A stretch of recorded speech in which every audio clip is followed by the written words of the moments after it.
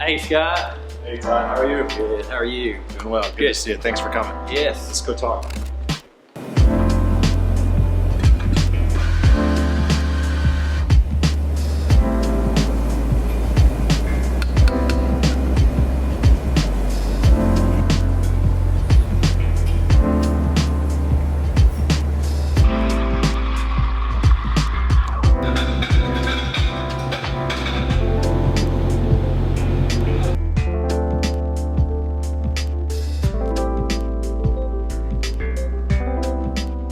Hey there, friends. I'm Scott Wakefield, lead pastor at First Christian Church, and I'm here with Todd Smith, and we're going to have a coffee convo. You got to say it. Oh, sorry. Yeah. And we're here. Line, please. We're here to have a coffee convo. convo. All right. Yes. So we're going to take a few minutes to sit down with Todd and over some good coffee.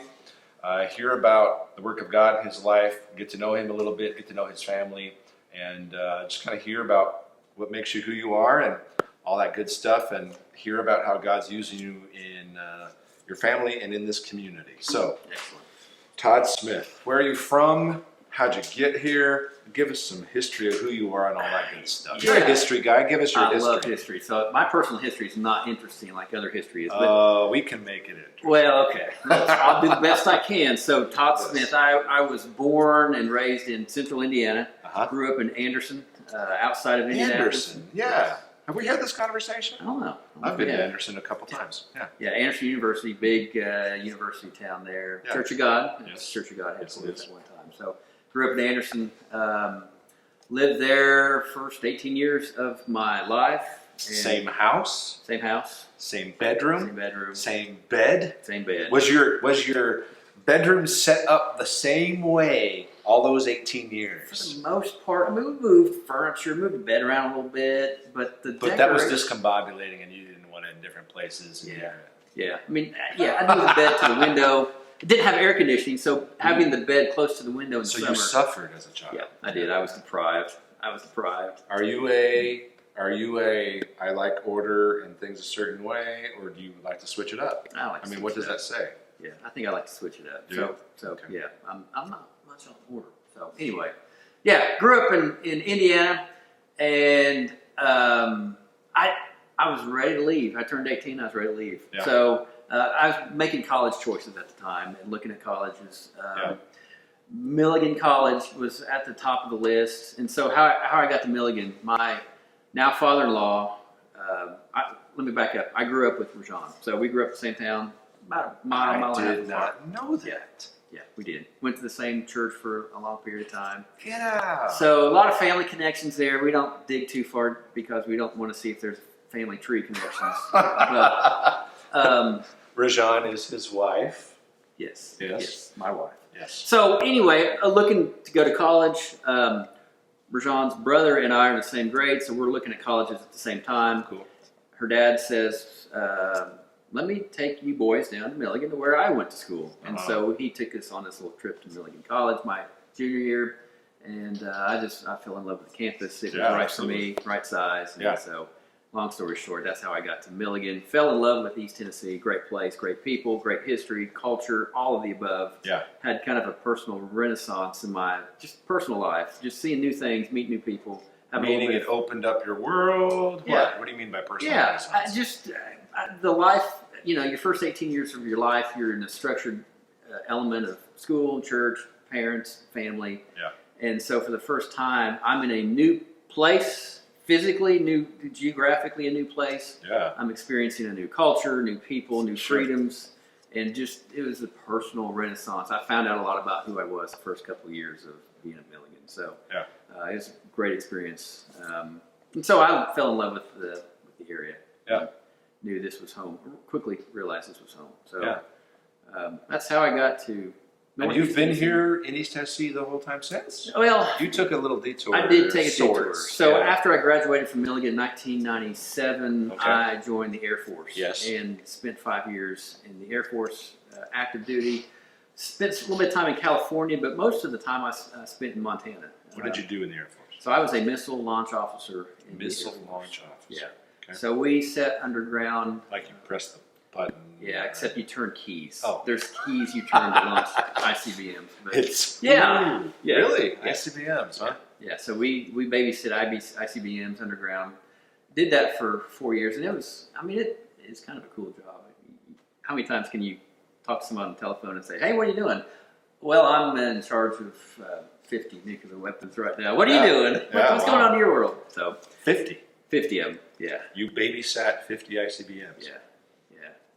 Yeah. What did those 5 years in the Air Force teach you looking back?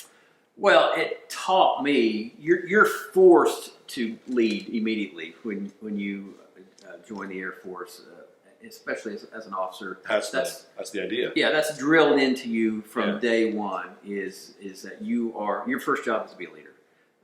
Technically, we can teach you to do anything else, but day one you're drilled to be a leader. So I think that's, looking back, what I took away from the Air Force is just trying to demonstrate some initiative. People are expecting you to make a decision, and so I think that's the takeaway I had is you got to be the one making a decision at some point. Yeah, for sure.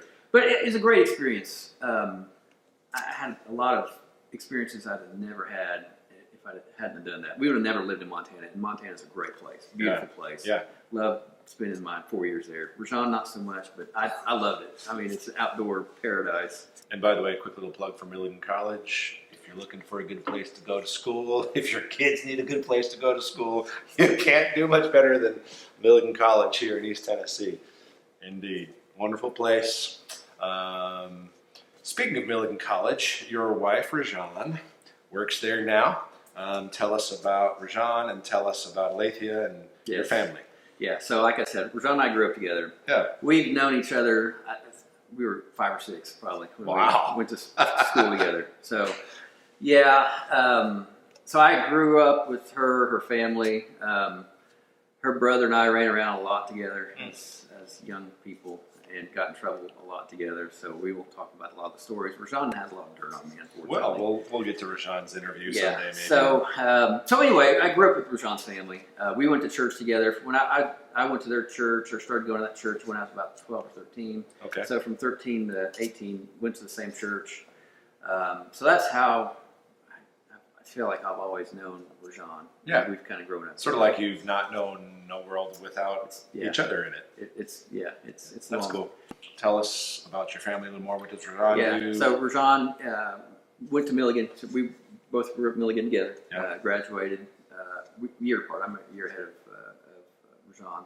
So I graduated in 97, 98. She graduated. We got married shortly after she graduated in 1998. So she followed me around in the Air Force for a few years. Yeah. And she's just always had a passion for Milligan. She was like me. I think she had this renaissance, and she had this great experience at Milligan. And even when we moved back here, I think it was always her plan, her goal to go back to Milligan at some point to serve. That was always her dream. And so that opportunity came up about 12 years ago, and she's been there since.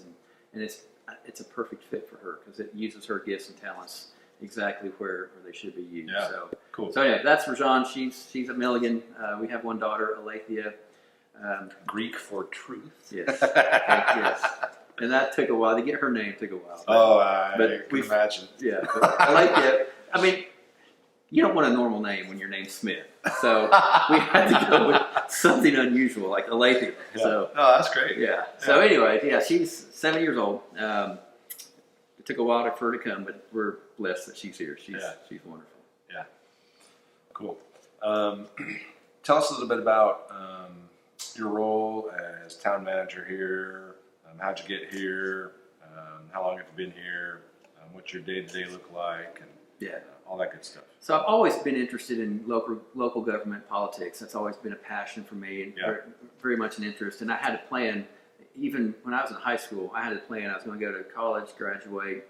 I was going to go to the Air Force. I was going to get out of the Air Force, and I was going to go to law school. And law school is my route to go into local government, or whatever level of government. I was going to get the government route through law school. Yeah. And so I took, I took the LSAT test 1 year, and I I just didn't study. I just thought I'm smart enough to take the LSAT test. Sure, I took of course. it and I bombed it. I got a terrible score, but I applied to UT anyway. I'm thinking I'll see if I can get into UT, and they said thanks, but no thanks. So I'm trying to Go home and study. back up and figure out, all right, what's my next route to get to where I want to be? Yeah. And so East Tennessee State University had this program for public administration. Mm-hmm.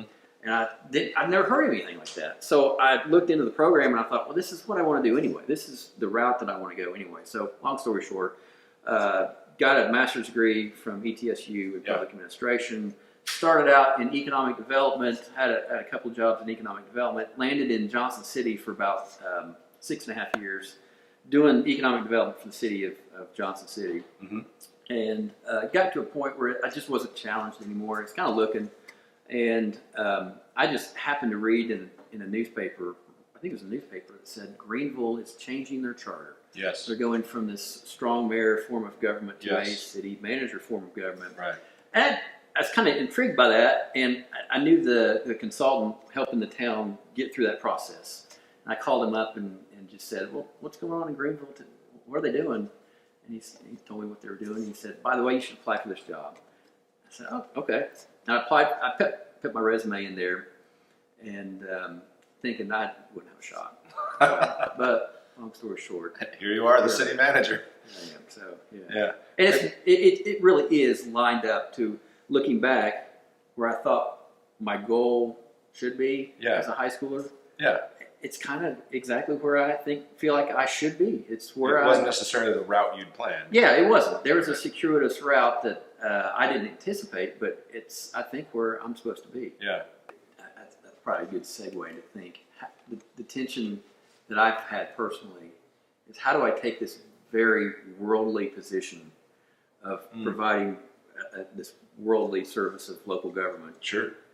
How does that fit in with, again, mission? I'm a mission person, and I've got a bigger mission than the town of Greeneville, and that's serving God. What's God's work in my life, and how does working as a city manager, is there a Christian city manager program out there? Or There is right here. Okay, but I really did question And this is how that. God's people do it. Yeah. Yeah, but I questioned that because I was like you. When I went to college, I thought, well, I want to go into ministry maybe and serve God. That's the only way I can serve God is in ministry, right? So I've got to go to a Christian college and get a ministry degree of some Right, sort. but that widened your world. Yeah, it did. Yeah. It did. But I still struggled, even as a city manager, of figuring out, all right, am I serving God? I mean, it seems like I'm doing very worldly, this world stuff. Yeah. You know, picking up trash and keeping people safe and protecting people's property. Sure. It seems so this world thing, this world focused. Sure. So what am I doing for souls and for the kingdom? I had a similar conversation with a Milligan professor years ago, but shortly after I took this job in Greeneville, I had kind of that same dialogue. And he said, you know what, you have to pick up the trash. If you didn't pick up the trash, people are going to start, disease is going to run rampant, people are going to die. Yeah. You have to have a fire department. Yeah. If you let people burn up in a house, is that God's plan? Is that part of God's will? Right. Well, no, probably not. Right. And you have to have police officers. Mm-hmm. If there's a car accident and there's no police officers, is that God's will for nobody to find somebody in that car? Right. So he helped me understand that there's a lot of overlap.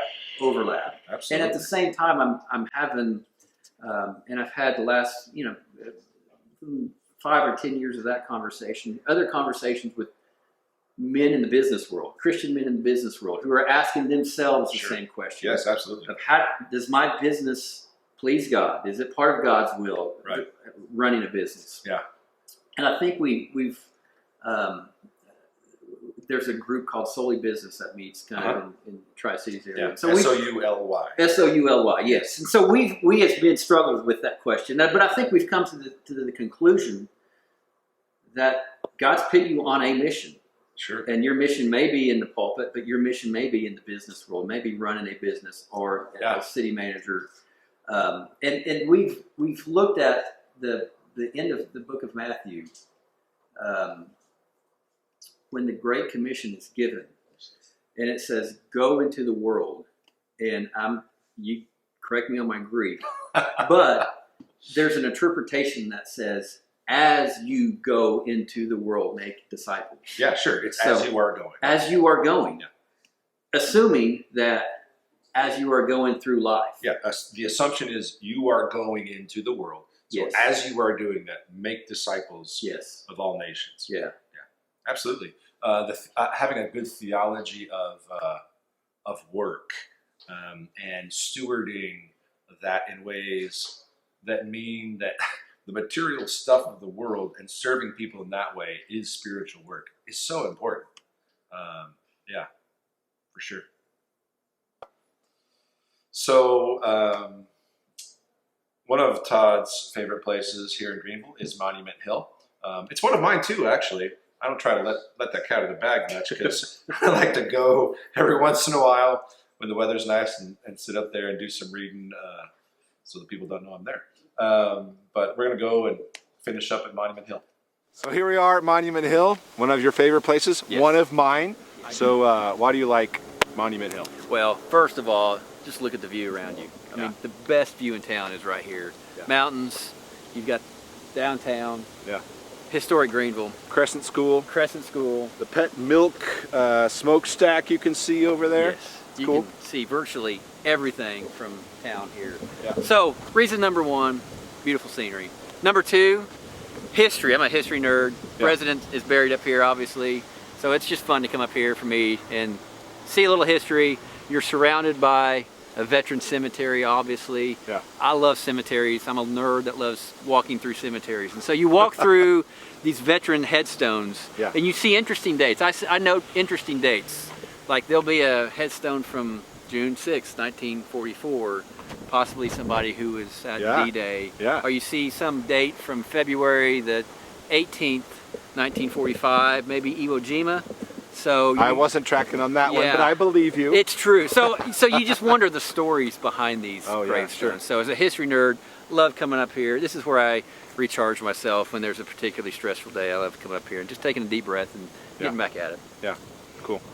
So I just learned Andrew Johnson was buried with a Constitution on his chest. Yes, and a Bible behind his head. Yes. I knew the Bible part. I didn't know the Constitution part. So, yeah. You told me that. Yes. Yeah, that's cool. He was always a strong believer in the Constitution, and that's why he was so fervently Union as a Southerner. Yeah. He was so fervently Union because he truly believed in that Constitution, even when it went against his societal and his friendships of people all around him. So, yeah. So, other interesting things to tell us? Oh, yeah, there is another interesting thing. So, everybody knows the story of General Morgan and his... Do we all know the story of General Morgan? Well, maybe we don't know the story of General Morgan. Of course, he was in Greeneville, 1864. Famous, let me back up. General John Hunt Morgan, famous Confederate raider, cavalry leader, had a famous raid through Indiana. In fact, another story I probably will save for later. But he was killed here, 1864. So General John Hunt Morgan was killed right downtown by the General Morgan Inn. Yeah. But his troops first showed up to Greeneville. What normal troops do, they find the high ground and set up their guns and positions at the high ground. Well, this was the high ground for Greeneville. So they did actually start the skirmish that involved General Morgan's death right here from Monument Hill. So there's Confederate history here and there's Union history here. Well, that's part of the unique part of this area's history too. Absolutely. Yeah. Absolutely. So I grew up on stories. I, of course, grew up in Indiana.